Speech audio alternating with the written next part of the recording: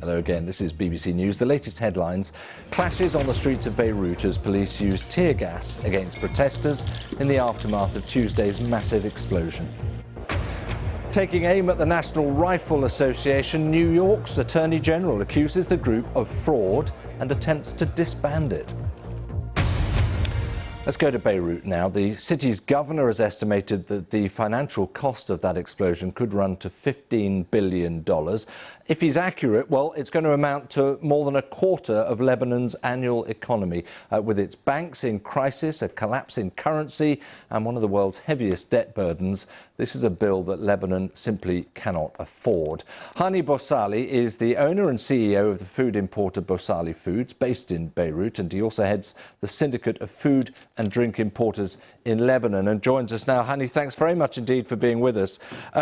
Gosh, it's a tough old situation that everyone finds themselves in. Can I just ask you for one specific point first of all, and that's about the port itself. You know, you have to import food, critical to your business. Is the container port beyond use, or do you think there's hope yet? Good morning. First of all, I have to put you a quotation from Albert Camus, who says, in some cases, keep going, only keep going, that's what's superhuman. That was quoted in the fall 1956. That's our situation. It is really dreadful. We are really in deep, deep trouble. However, the Lebanese people have always thrived and have always come back. Beirut has fallen 7 times. It is falling the 8th time, but we will survive. As long as the port is concerned, we have seen pictures of the container terminal still operating, and that's a very good news, because that will be a breach for us in case of food shortages. You know that it's not only the port that is demolished, it's the lives of so many people, it's the infrastructure, it's the shipping lines, it's the clearing houses, everything is demolished. So as long as we can see a computer terminal still working, that gives us a little bit of hope of not being really in the bottom of the hole.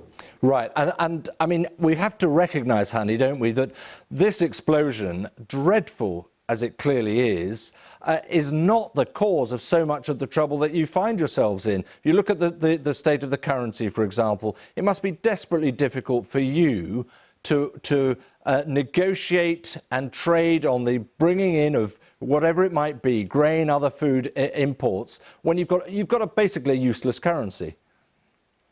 Basically, we have been struggling for so many months as if we needed that explosion. We have already been drowning and barely surviving before that. And now with that, I don't know how we are going to survive. We are really seeking international help. We definitely cannot do it alone. As the report just said, the reconstruction of that accident itself needs at least $15 billion, before counting that we already needed about another $15 billion just to bail out the sunken economy. So we have always had trouble getting foreign currencies. We have always got trouble getting imports from outside. We have been struggling with a lot of governments, a lot of local governments. It is really a very bad situation. And but as far as I can tell you, we will survive. We are a very strong people, and we will survive. Yes, you'll survive. Perhaps the route is how you get there, how you turn this corner. There are many of your compatriots who would say, whatever you do, if you do bring in aid, if you do want to help, don't put it through the government because it's too corrupt. You have to find other ways to do it. What is the business view of that? Well, that's exactly what you're saying is completely true. We fear that if international aids come through governmental channels, these will not come to the right people. So as we heard even yesterday, for the people talking directly to President Macron, they even told him, please don't pay money through the government. That's really dreadful, and that's really unfortunate.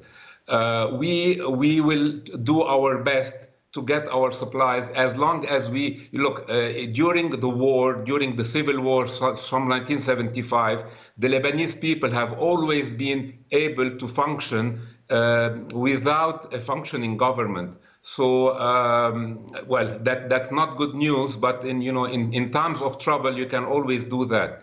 Of course, I can also say that there are a lot of people, good people in the government that are doing their best, but the whole system is faltering. And I'm questioning everybody how we can survive during this very difficult time. Right. We have seen yesterday a lot of compassion from the people themselves. Every Lebanese have come to help his fellow Lebanese, and I think with this thing we can survive and we can go ahead. Right. You recognise the challenges, but you are very upbeat. I mean, you're quoting Albert Camus at the top, and however absurd the world you're living in, you go on, you carry on. That said, when we look at it in the sort of cold light of day, you've got inflation, which is rampant at some 45% or so. This is not only a very long haul, it seems very difficult to see how you can be positive, even to the extent that with this pandemic, there are countries who are probably not ready to ship food and other necessities to a country that depends on them because they'll hang on to them for themselves. Yes, yes, for sure. But as I'm telling you, it is the solidarity of the people in Lebanon that are our only hope. Look, let me give you a very quick example. The port is destroyed, and then there's a lot of containers there. There's a lot of goods there. There's a lot of capital for the importers there. That is really, we don't know yet what is the fate of it. Before that, when the economic crisis started, all our bank accounts were frozen. So we started anew from whatever we had in our stocks and in our accounts receivable. So we built a working capital to work on.